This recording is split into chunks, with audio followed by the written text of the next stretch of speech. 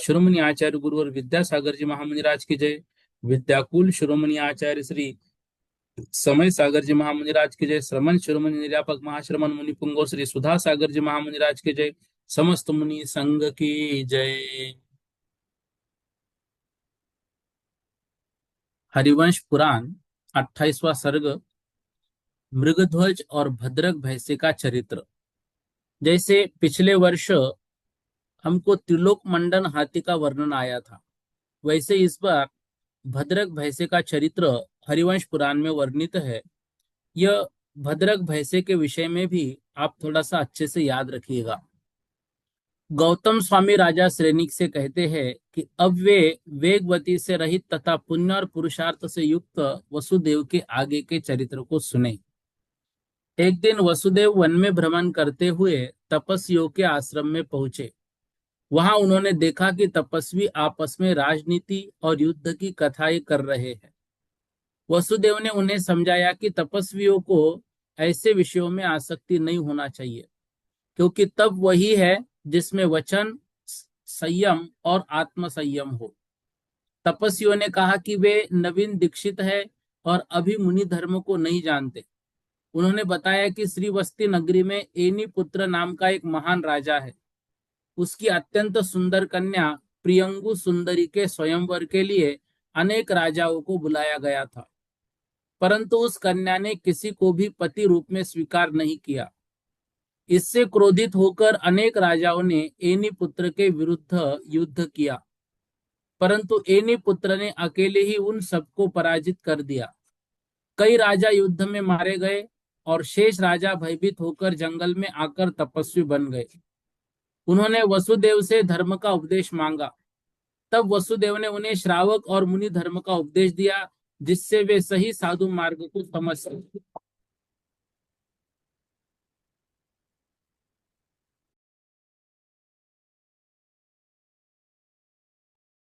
इसके बाद वे वसुदेव प्रियंक सुंदरी पाने की इच्छा से श्रीवस्ती नगर में पहुंचे। वहां उन्होंने एक उद्यान में कामदेव मंदिर के सामने 3 पैरों वाला सुवर्णमय भैंसा देखा। उन्होंने एक ब्राह्मण से इसका कारण पूछा।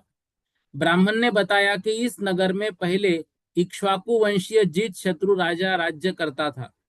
उसका पुत्र मृगध्वज था। उसी नगर में कामदत्त नाम का सेठ रहता था। एक बार उसकी गौशाला में एक छोटा भैंसा जन्मा और जन्मते ही उसके चरणों में गिर पड़ा। गोपाल ने बताया कि एक मुनि ने कहा था कि यह जीव 5 बार इसी भैंसे के रूप में जन्म लेकर उसी गोपाल द्वारा मारा गया था। छठी बार जन्म लेने पर उसे जाति स्मरण हुआ और भय के कारण वह उसके पैरों में गिर पड़ा। सेठ ने दया करके उस भैंसे को अपने घर ले जाकर उसका नाम भद्रक रखा, उसका पालन किया। एक दिन राजकुमार मृगध्वज ने पूर्व जन्म के वैर के कारण चक्र से उस भैंसे का पैर काट दिया। जब राजा को पता चला कि तो उसने क्रोध में मृगध्वज को मारने का आदेश दिया, परंतु मंत्री ने उसे बचाकर वन में मुनि दीक्षा दिला दी। भद्रक भैंसा 18वें दिन मर गया और 22वें दिन मृगध्वज मुनि को केवल ज्ञान हो गया।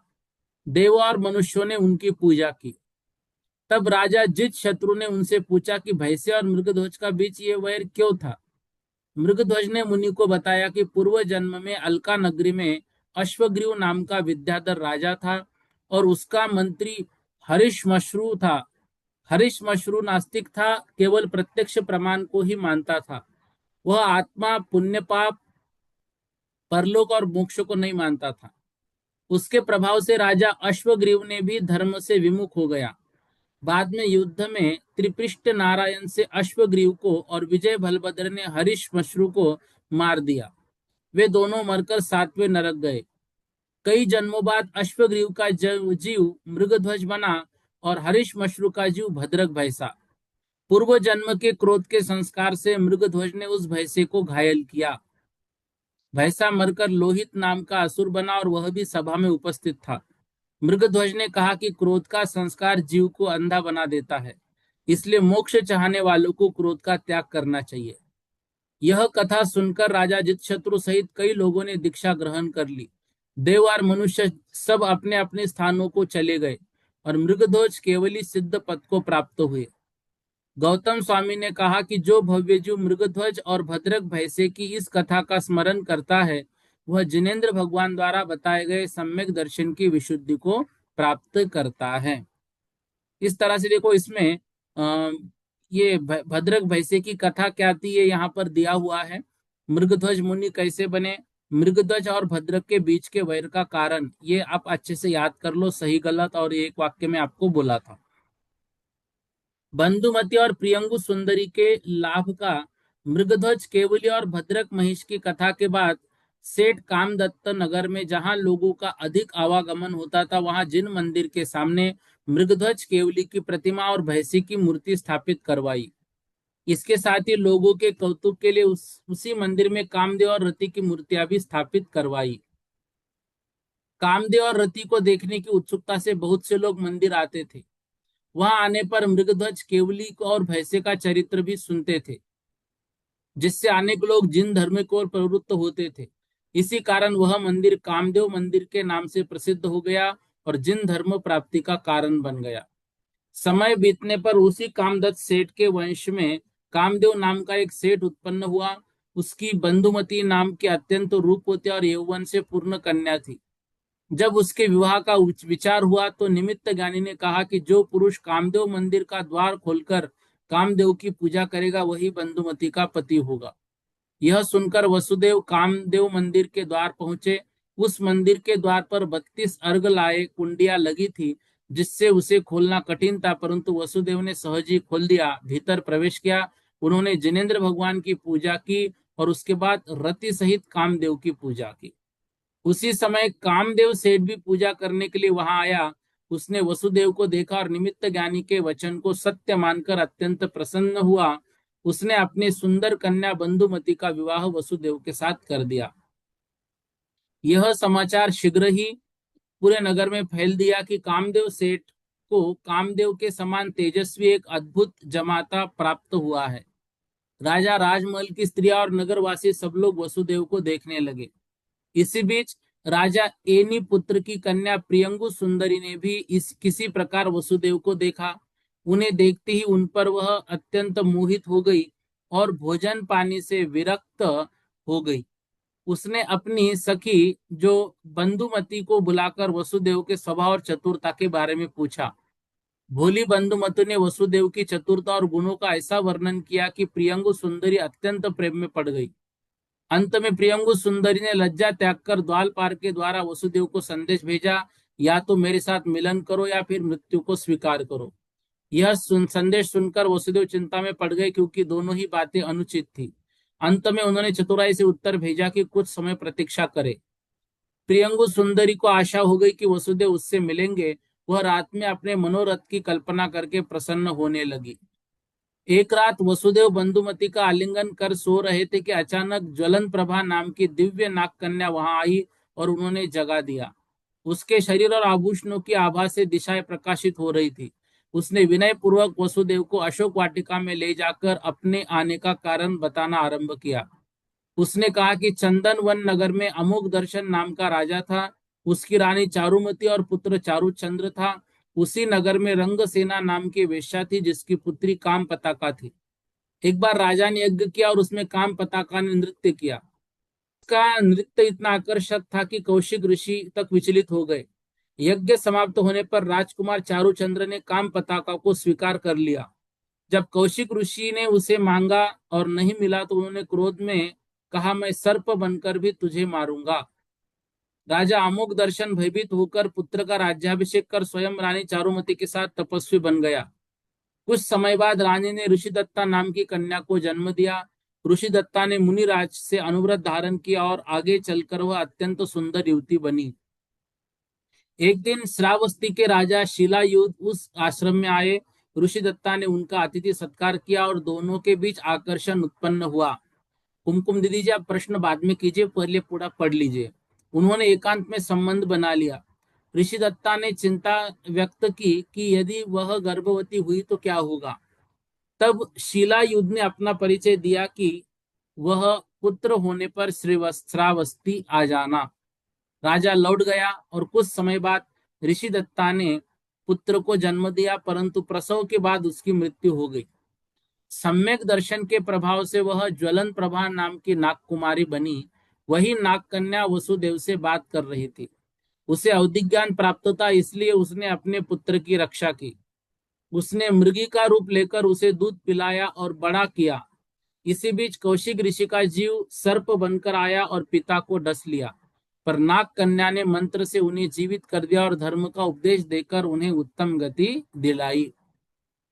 बाद में वह तापसी का रूप धारण कर पुत्र को लेकर राजा शिलायुध के पास गई और कहा कि यह आपका पुत्र है। उसने सब घटनाएं बताई और राजा ने उसे स्वीकार कर लिया। उस पुत्र का नाम एनी पुत्र रखा गया। समय आने पर शिलायुध ने राज्य एनी पुत्र को देकर दीक्षा ली और स्वर्ग चला गया। राजा एनी पुत्र ने यहाँ प्रियंगु सुंदरी नाम की अत्यंत सुंदर कन्या उत्पन्न हुई। उसका स्वयंवर हुआ, पर उसने सभी राजकुमारों को अस्वीकार कर दिया क्योंकि वह भोगों से विरक्त थी। लेकिन जब उसने वसुदेव को देखा तो वह उन पर मोहित हो गई। इसलिए नाग कन्या ने वसुदेव से कहा कि वे प्रियंगु सुंदरी से मिले।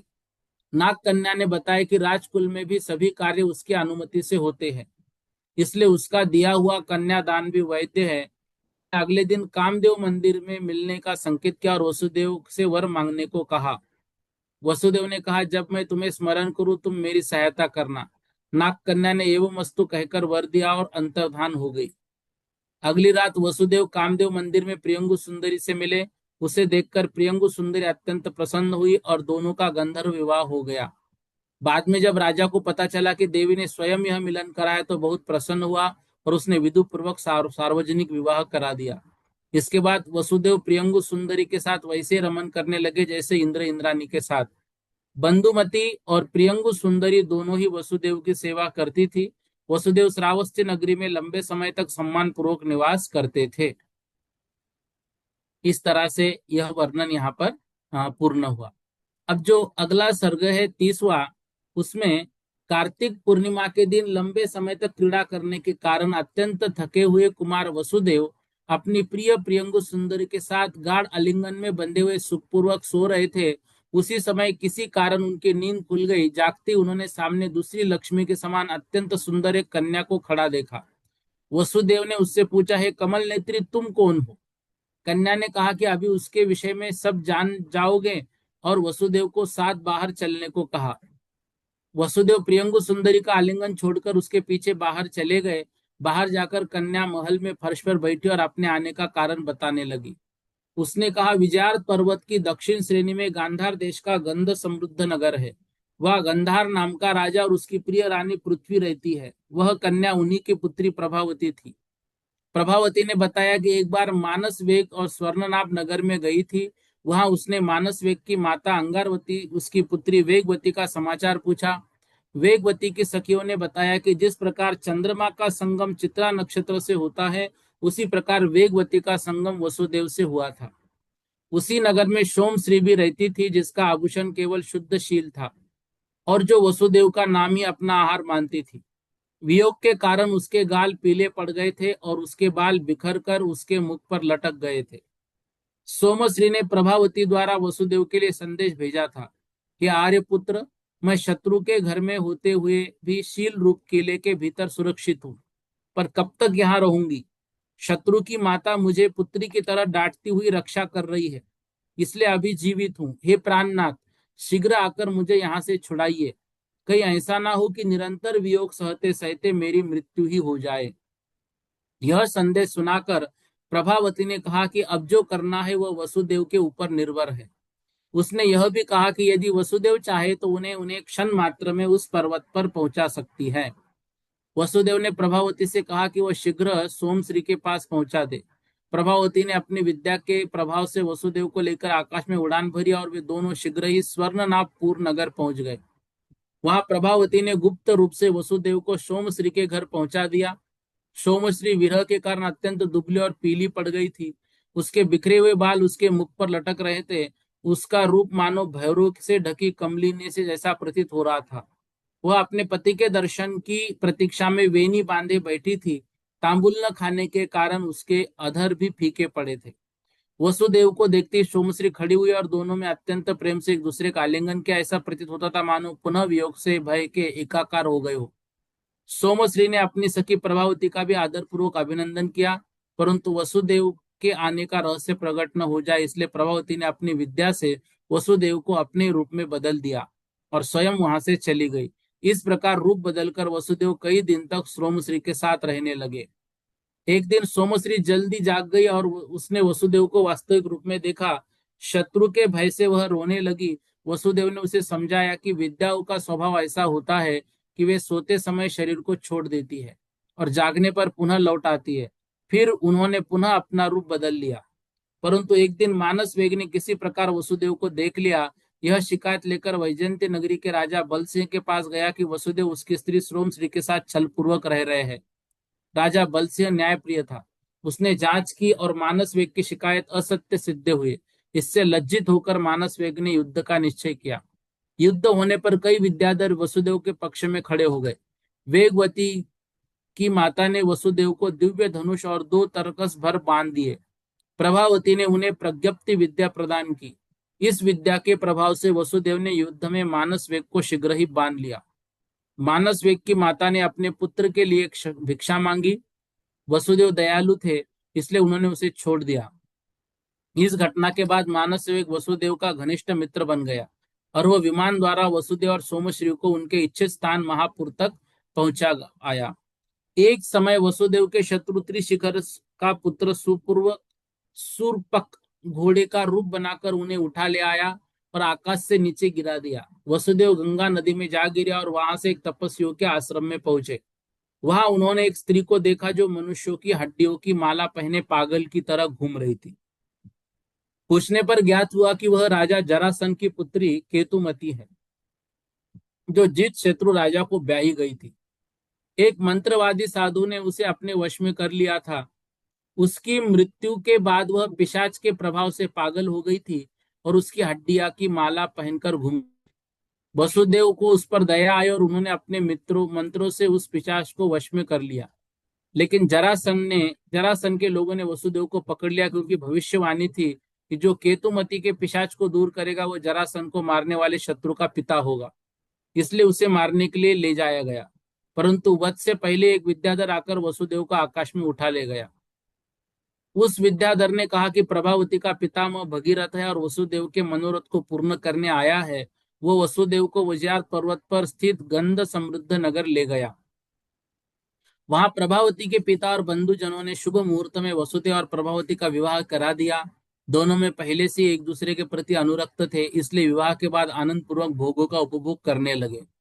अंत में गौतम स्वामी कहते हैं कि यद्यपि पापी लोग प्रियजनों को एक दूसरे से अलग करते हैं, परंतु जो व्यक्ति पूर्व जन्म में जिन धर्मों को धारण करता है वह बार बार अपने प्रियजनों के साथ मिलन प्राप्त करता है। ऐसे प्रभावती लाभ का वर्णन इस सर्ग में किया हुआ है। अब जो अगला सर्ग है उसमें रोहिणी स्वयंवर और भाइयों का समागम। किसी समय कुमार वसुदेव प्रभावती के साथ महल में सो रहे थे। उसी समय उनका वैरी सुरपक उन्हें उठाकर आकाश में ले गया। थोड़ी देर बाद जब वसुदेव की नींद खुली तो उन्होंने मुक्कों से सुरपक को मारना शुरू कर दिया। सुरपक घबरा गया और उन्हें आकाश से नीचे छोड़ दिया। वसुदेव नीचे गिरकर गोदावरी नदी के कुंड में जा गिरे। वहां से निकलकर वे कुंडपुर ग्राम पहुंचे। उस स्थान में राजा पद्मरथ था। उसकी अत्यंत सुंदर और कलाओं से निपुण कन्या थी। उस कन्या की प्रतिज्ञा थी कि जो उस माला गुंथनी की कला में पराजित करेगा उसका पति बनेगा। वसुदेव ने अपनी कुशलता से उसे माला गुंथने में पराजित कर दिया और उसे विवाह कर लिया। कुछ समय बाद उनका शत्रु नीलकंठ उन्हें फिर उठाकर आकाश में ले गया, वहां से छोड़ दिया। इस बार वसुदेव चंपा नगरी के एक तालाब में गिरे। वहां से निकलकर उन्होंने चंपा नगरी में प्रवेश किया और वहां के मंत्री पुत्री से विवाह किया। एक दिन जब वे चंपा नगरी में जल क्रीड़ा कर रहे थे तब शत्रु सुरपक फिर उन्हें उठा ले गया। उससे छुटकर वसुदेव इस बार भागीरथी गंगा नदी में जा गिरे। वहां से निकलकर वे जंगल में घूमते रहे। उस वन में म्लेच्छों का एक राजा रहता था। उसने वसुदेव को देखा और अपनी पुत्री जरा का विवाह उनके साथ कर दिया। वसुदेव ने उस जरा से जरत कुमार नाम का पुत्र उत्पन्न किया। उसी समय उन्होंने अवंती सुंदरी और शूरसेना नाम की कन्याओं से भी विवाह किया। इसके बाद उन्होंने जीवनद्योषा नाम की कन्या तथा अन्य कई कन्याओं से विवाह किया। अंततः अरिष्टपुर नगर पहुंचे। उस समय अरिष्टपुर का राजा रुधिर था और उसकी महारानी मित्रा थी। उनका एक पराक्रमी और नीति निपुण पुत्र हिरण्य था तथा एक अत्यंत रूपवती कलाओं में निपुण पुत्री रोहिणी थी, जो सचमुच रोहिणी के तारे के समान प्रसिद्ध थी। रोहिणी के स्वयंवर के लिए जरासंध को आगे करके समुद्र विजय आदि अनेक राजा आए। स्वयंवर मंडप में अनेक मणिमय खंभों सुसज्जित मंच बने थे, जिन पर राजा क्रम से बैठ गए। वसुदेव भी भेष बदलकर स्वयंवर में पहुंचे। उन्होंने पनव नाम का वाद्य अपने हाथ में लिया और वादकों के बीच बैठ गए। कुछ समय बाद रोहिणी कन्या स्वयंवर मंडप में प्रवेश कर गई। उसका रूप देखकर सभी राजा उसे बार बार देखने लगे। ऐसा प्रतीत होता था मानो अपने अपने नेत्र कमलों से उसकी पूजा कर रहे हो। जब शंख तुरही आदि वाद्यों का शोर शांत हुआ तो धाय रोहिणी को राजाओं के सामने ले जाकर एक एक राजा का परिचय कराने लगी। सबसे पहले उसने जरासंध को दिखाया, उसे स्वीकार करने को। जब रोहिणी ने उसमें अनुराग नहीं दिखाया तो जरासंध के पुत्रों को दिखाया। फिर मथुरा के राजा उग्रसेन, समुद्र विजय, पांडु, विदुर, दमघोष, दत्तवक्त्र, शल्य, शत्रुंजय, चंद्राप, कालमुख, पौंड्र, मत्स्य, संजय, सोमदत्त, भूरिश्रवा, कपिल, पद्मरथ, सोमक, देवक और श्रीदेव। धाय ने कहा, इतने ही मुख्य राजा है और रोहिणी को उनमें से किसी को चुन लेना चाहिए। परंतु रोहिणी ने कहा, इनमें से किसी में भी उसका मन नहीं लगता। उसने कहा कि स्त्री पुरुष में संतोष तभी होता है जब हृदय में स्नेह उत्पन्न हो। यदि विधाता ने उसके लिए कोई श्रेष्ठ वर बनाया तो वही उसे दिखाए। उस समय रोहिणी के कानों में पनों की मधुर ध्वनि पड़ी। वह ध्वनि मानो संकेत कर रही थी कि जिस पुरुष की वह तलाश कर रही है वो वही बैठा है। जब उसने उस वर देखा तो राज लक्षणों से युक्त वसुदेव दिखाई दिए। दोनों की दृष्टि मिलते ही कामदेव ने अपने बाणों से उनके हृदय को विदीर्ण कर दिया। रोहिणी आगे बढ़ी और उसने वसुदेव को गले में वरमाला डाल दी। वसुदेव के पास बैठी हुई रोहिणी उस वैसे ही शोभा दे रही जैसे चंद्रमा के पास रोहिणी नक्षत्र। अनेक राजा इस संयोग की प्रशंसा करने लगे, परंतु कुछ ईर्ष्यालु राजाओं ने कहा कि पनव वादक को वर बनाना अनुचित है। उन्होंने वसुदेव को अपना कुल बताने को कहा। उन्हें हटाकर कन्या को किसी राजपुत्र को देने की बात कही। तब वसुदेव ने शांत स्वर में कहा, स्वयंवर में कन्या अपनी इच्छा से किसी भी व्यक्ति को वर सकती है। कुलीन या अकुलीन यहाँ कोई बंधन नहीं है। यदि किसी को आपत्ति है तो वह युद्ध में अपनी शक्ति आजमा सकता है। यह सुनकर जरासंध क्रोधित हो गया और उसने राजाओं को आदेश दिया, वसुदेव तथा रुधिर को पकड़ लो। इसके बाद दोनों पक्षों की सेनाएं युद्ध के लिए तैयार हो गई। रुधिर पुत्र स्वर्णनाभ ने रोहिणी को अपने रथ पर बिठाया और रुधिर ने वसुदेव को अपने रथ पर बिठाया। रुधिर ने अपनी सेना को युद्ध के लिए प्रेरित किया। वसुदेव ने अस्त्र शस्त्रों को भरा रथ मांगा। उसी समय दधिमुख नामक विद्याधर आया और उसने वसुदेव को सारथी बनने का प्रस्ताव रखा। रुधिर की विशाल सेना, जिसमें हजारों रथ, हाथी, घोड़े, पैदल सैनिक थे, वसुदेव के साथ युद्ध के लिए बढ़ी। दोनों पक्षों में चतुरंग सेनाओं में भयंकर युद्ध आरंभ हो गया। बाणों की इतनी वर्षा होने लगी कि सूर्य भी दिखाई नहीं देता था। हाथी, घोड़े और रथ गिरने लगे। रणभूमि भयंकर हो उठी। वसुदेव और स्वर्णनाभ के शत्रुओं को बाणों से आच्छादित कर दिया। इसी युद्ध में स्वर्णनाभ का सामना पौंड्र राजा से हुआ। दोनों के बीच भयंकर युद्ध हुआ। अंततः वसुदेव ने पौंड्र के धनुष्य को काटकर स्वर्णनाभ को अपने रथ पर चढ़ा लिया। इसके बाद अनेक राजा मिलकर वसुदेव पर आक्रमण करने लगे। यह देखकर कुछ न्यायप्रिय राजाओं ने कहा, एक के ऊपर अनेक का आक्रमण अनुचित है। तब जरासंध ने आदेश दिया कि एक एक राजा बारी बारी से युद्ध करे। पहले शत्रुंजय आया, वसुदेव ने मूर्छित कर दिया। दत्तवक्त्र आया, उन्होंने पराजित कर भगा दिया। कालमुख को उन्होंने प्राण हिंसा कर दिया। शल्य को जृभन अस्त्र से बांध दिया। इसके बाद जरासंध ने समुद्र विजय के युद्ध के लिए भेजा। समुद्र विजय वसुदेव के बड़े भाई थे, परंतु दोनों एक दूसरे को पहचान नहीं पाए। युद्ध आरंभ हुआ तो दोनों ने अनेक अस्त्रों का प्रयोग किया। वसुदेव अपने भाई के बाणों को काटते जाते थे और फिर उन्हें आहत नहीं करते थे। अंत में वसुदेव ने अपने नाम से अंकित एक बाण समुद्र विजय की ओर भेजा। समुद्र विजय ने उस बाण पर लिखा संदेश पढ़ा, जिसमें लिखा था, मैं आपका छोटा भाई वसुदेव हूँ, जो 100 वर्ष बाद आपके पास आया है। यह पढ़ते समुद्र विजय ने धनुष फेंक दिया और रथ से उतरकर वसुदेव के पास पहुंचे। वसुदेव भी रथ से उतरकर उनके चरणों में गिर पड़े। दोनों भाइयों ने एक दूसरे को गले लगाया और आंसुओं से भीग गए। तभी अन्य भाई भी वहां आ गए और सब भाई आपस में मिलकर रोने लगे। यह दृश्य देखकर जरासंध और अन्य राजा भी प्रसन्न हुए। सायंकाल सभी राजा अपने अपने शिविरों में चले गए। बाद में शुभ मुहूर्त में चंद्रमा रोहिणी नक्षत्र में था, तब वसुदेव और रोहिणी का विधि पूर्वक विवाह हुआ। जरासंध, समुद्र विजय, अन्य राजा उस विवाह उत्सव को देखकर अत्यंत प्रसन्न हुए। वे एक वर्ष तक वही रहे। इसके बाद दधिमुख वसुदेव से विदा लेकर अपने स्थान को चला गया। वसुदेव ने अपनी नवीन पत्नी रोहिणी के साथ प्रेम में इतने आसक्त हो गए कि पहले की स्त्रियों का स्मरण भी नहीं करते थे। अंत में गौतम स्वामी ने कहा, यद्यपि वसुदेव रणभूमि में अकेले थे और समस्त राजा मिलकर उन्हें पराजित करना चाहते थे, फिर भी वे उन्हें पराजित नहीं कर सके। यह सब जिनेन्द्र भगवान द्वारा बताए गए तप के प्रभाव से ही संभव हुआ। इसके बाद 32वां जो सर्ग है, उस 32वें सर्ग में रोहिणी पुत्र का जन्म और वसुदेव की स्त्रियों का समागम। एक समय रोहिणी अपने पति वसुदेव के साथ शैया पर शयन कर रही थी। उसी रात उसने चार अत्यंत शुभ स्वप्न देखे। पहले स्वप्न में चंद्रमा के समान उज्जवल गंभीर गर्जना करने वाला विशाल हाथी। दूसरे स्वप्न में पर्वत के समान ऊंची लहरों से युक्त प्रचंड गर्जना करता हुआ समुद्र। तीसरे स्वप्न में पूर्ण चंद्रमा। चौथे स्वप्न में कुंद के समान श्वेत सिंह को अपने मुख में प्रवेश करते हुए देखा। प्रातः काल जागकर रोहिणी ने चारों स्वप्न अपने पति वसुदेव को बताए।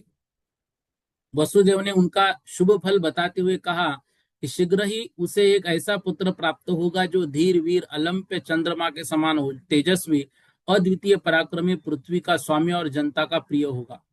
यह शुभ फल सुनकर रोहिणी अत्यंत प्रसन्न हुई।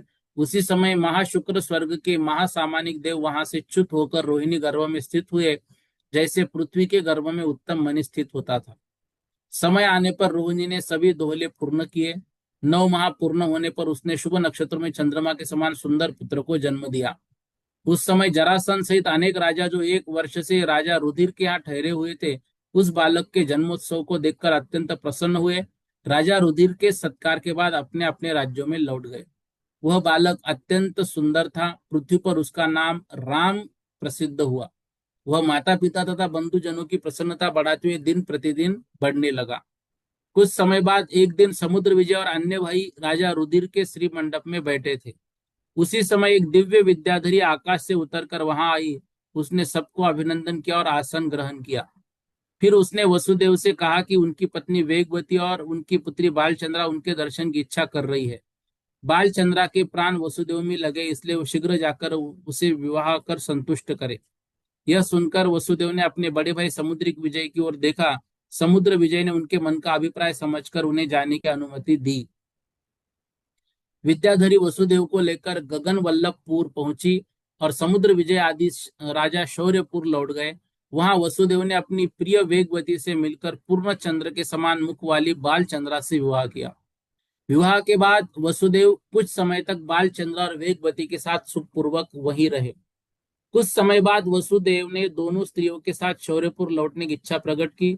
तब वनवती देवी ने उनके लिए रत्नों से चमकता हुआ एक विमान तैयार किया।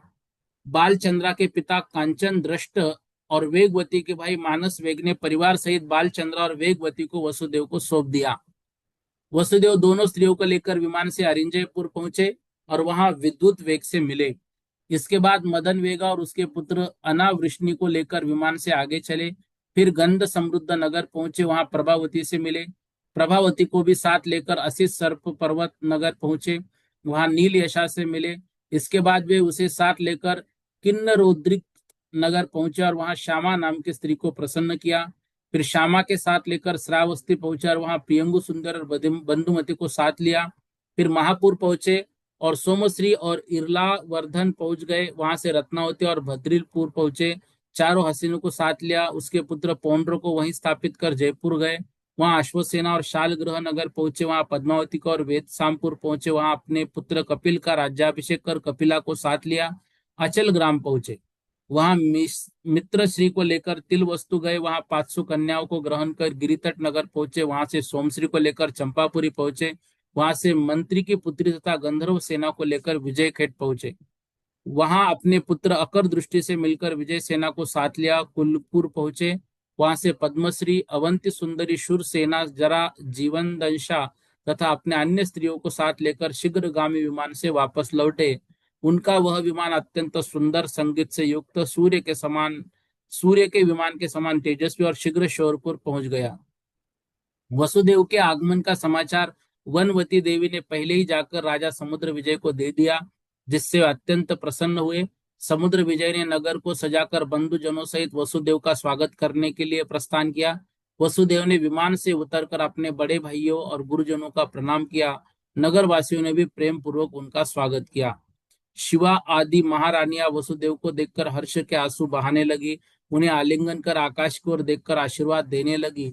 फिर भी कभी वियोग ना हो, फिर कभी वियोग ना हो।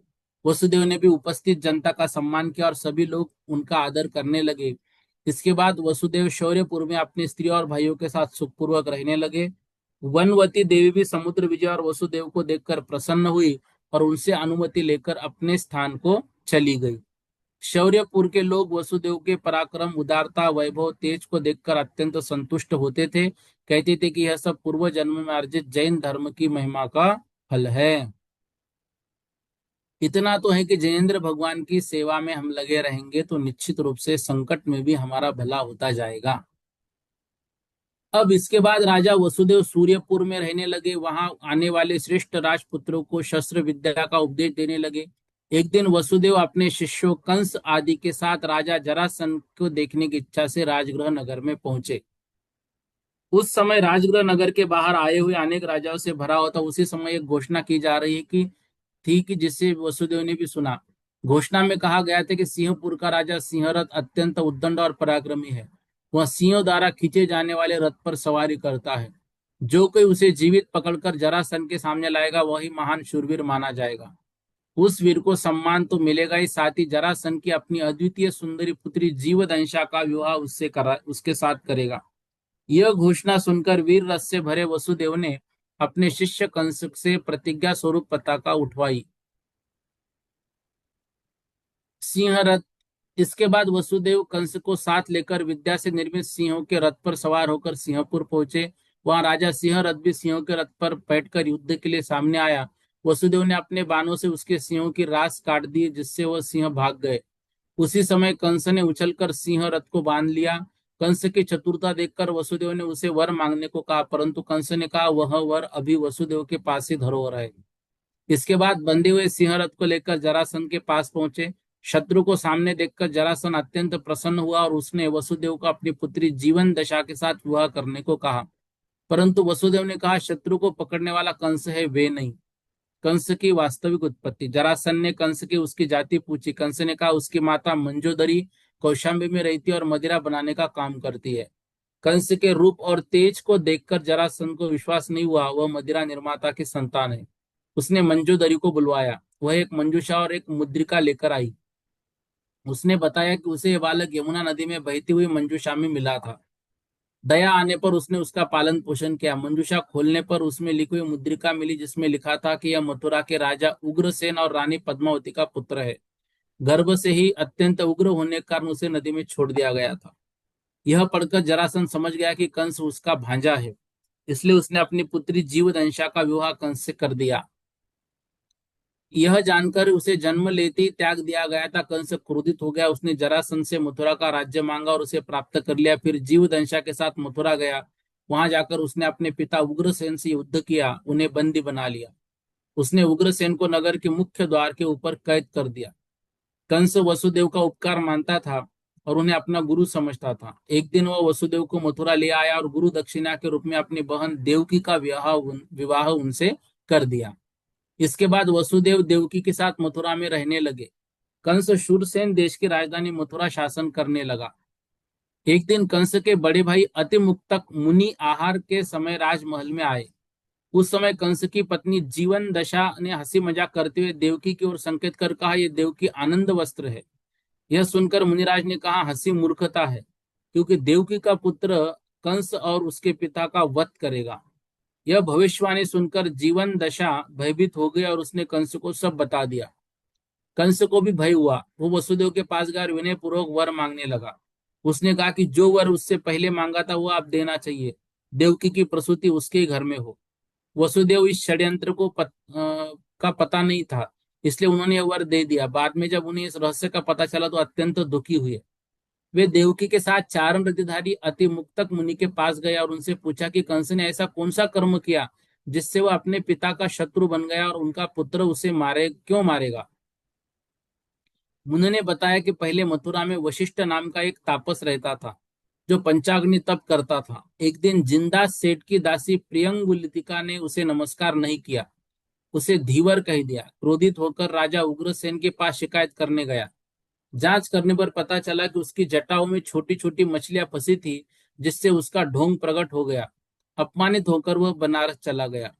वहां वीरभद्र मुनि ने उसे समझाया कि पंचाग्नि तप से अनेक जीवों की हिंसा होती है और यह अज्ञान है। यह सुनकर वशिष्ठ ने जैन दीक्षा ले ली और घोर तप करने लगा। एक समय मथुरा उपवास के बाद पारना के समय राजा उग्रसेन ने स्वयं आहार देने का निश्चय किया, परंतु 3 बार भूल गया। इससे क्रोधित होकर वशिष्ठ मुनि ने निदान बांधा कि अगले जन्म में उग्रसेन का पुत्र बनकर उससे बदला लेंगे। इस निदान के कारण वे मुनि पद से गिरकर रानी पद्मावती के गर्भ में कंस रूप में जन्मे। गर्भ में रहते हुए कंस अत्यंत उग्र था। उसके कारण रानी को भयंकर दोहला हुआ कि वह राजा का पेट फाड़कर रक्त पीना चाहती है। मंत्रियों ने उपाय करके यह दोहला पूरा कराया। जन्म लेने पर उसकी उग्रता देखकर उसे कांसे की मंजूषा में बंद कर यमुना में बहा दिया गया। यह मंजूषा कौशाम्बी पहुंची, जहां मंजूजरी ने उसका पालन किया।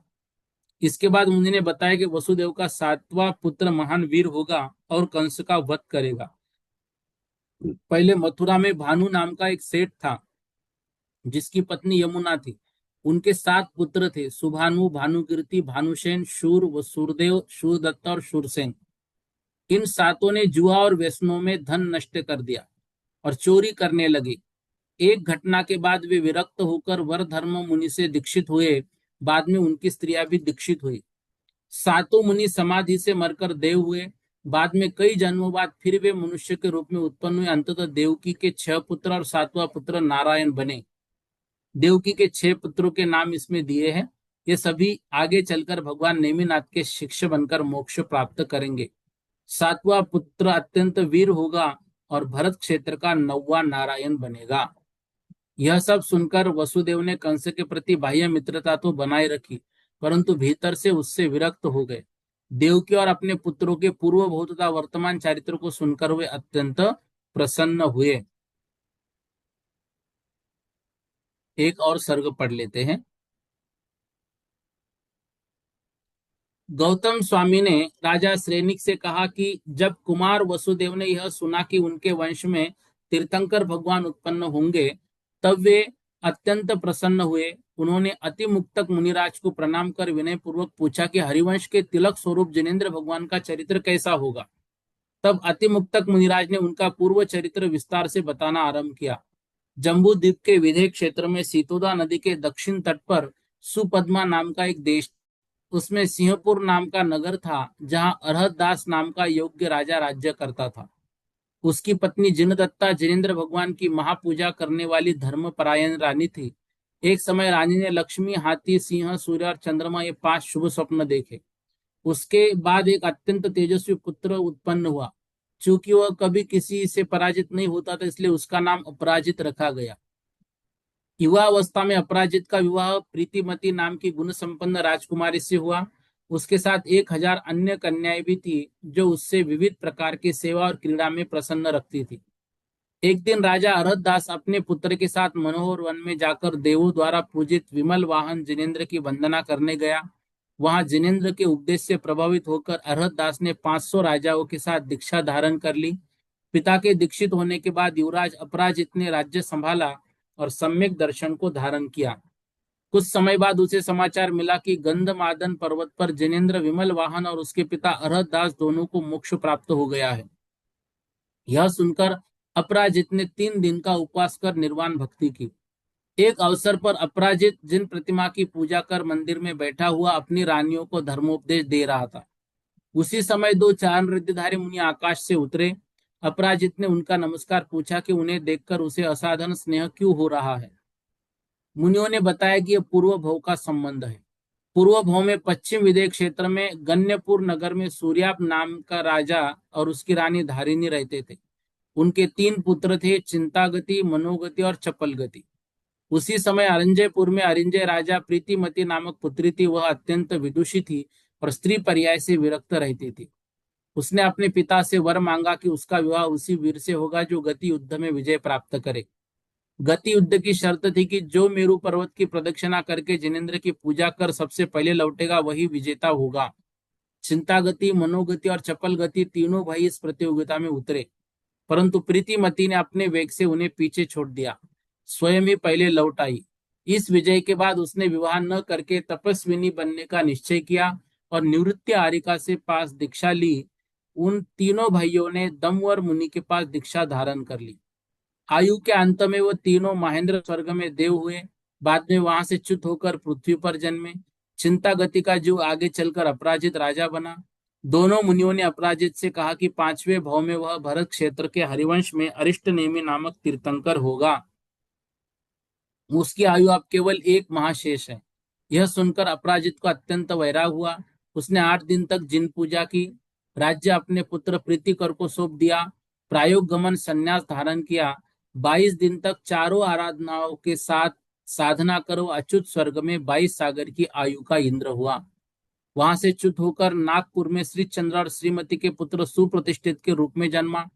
सुप्रतिष्ठित ने राज्य छोड़कर सुमंदिर गुरु से दीक्षा ली, महातपस्वी मुनि बना। उसने 11 अंग और 14 पुरों का अध्ययन तथा अनेक तप किए। सुप्रतिष्ठित मुनि के अनेक प्रकार के महान उपवास व्रतों का आचरण किया। इनमें प्रमुख ये इन तपों का वर्णन यहाँ पर है। सरोतो भद्र व्रत कैसे कैसे होता है, वसंत भद्र, महासरोतो भद्र, तिलोकसार, वज्र मध्य, मृदंग मध्य, मूरज मध्य, एकावली, द्विकावली, मुक्तावली, रत्नावली। इसको सामान्य रूप से पढ़ लीजिए। ऐसा कोई विशेष नहीं है, मतलब विशेष नहीं है मतलब इतना कठिन आपको पूछेंगे नहीं। अब इसमें क्या कंफ्यूज हो जाएंगे आप लोग, किसमें कितना क्या उपवास है, कितनी पारना है करके। इसके बाद सिंह निष्क्रिय व्रत के 3 प्रकार बताए, ये जरूर याद रखना सिंह निष्क्रिय व्रत के बारे में। जघन्य से 60 उपवास, मध्यम 153 और उत्कृष्ट 496 उपवास। इसके अतिरिक्त अन्य तपविधियां बताई, नंदीश्वर व्रत, मेरु पंक्ति व्रत, विमान पंक्ति व्रत, शांति कुंभ व्रत, चांद्रायन व्रत, सप्त सप्तम अष्ट अष्टम आदि तप, आचालम्ल वर्धमान तप, श्रुत विधि तप, दर्शन विशुद्धि तप, तपोशुद्धि तप, चारित्र शुद्धि तप। इसमें 1234 उपवास बताए गए जो बहुत लोग करते हैं अभी भी। ये चारित्र के 1234 जो है भेद।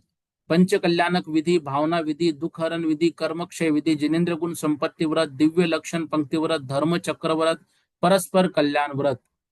फिर 16 कारण भावनाएं। सुप्रतिष्ठित मुनि ने निर्मल 16 कारण भावनाएं धारण की, जिसे तीर्थंकर नाम कर्म का बंध हो गया। उन्होंने सुप्रतिष्ठित मुनि बनकर ये सब किया था। ये 16 कारण भावना यहाँ पर दी है। अंत में सुप्रतिष्ठित मुनि ने 1 माह तक आहार का त्याग कर चारों आराधनाओं की पूर्ण साधना की और जयंत नामक अनुत्तर विमान में देव हुए। वहां से च्युत होकर वे राजा समुद्र विजय की रानी शिवा देवी के गर्भ में जन्म लेकर हरिवंश के तिलक स्वरूप नेमीश्वर नेमिनाथ भगवान 22वें तीर्थंकर बनेंगे। इस प्रकार अरिष्ट नेमि पुराण के संग्रह से युक्त जिन सेनाचार्य रचित हरिवंश पुराण के महाउपवास विधि का वर्णन करने वाला 34वां सर्ग समाप्त हुआ।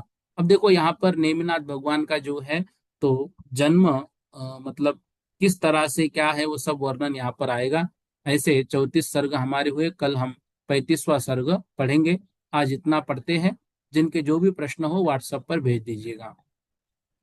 बोधि समाधि परिणाम विशुद्धि स्वात्मोपलब्धि शोषो के सिद्धि चिंतामणिम चिंतित वस्तु दानी तो वंदे मानस से ममास्तु।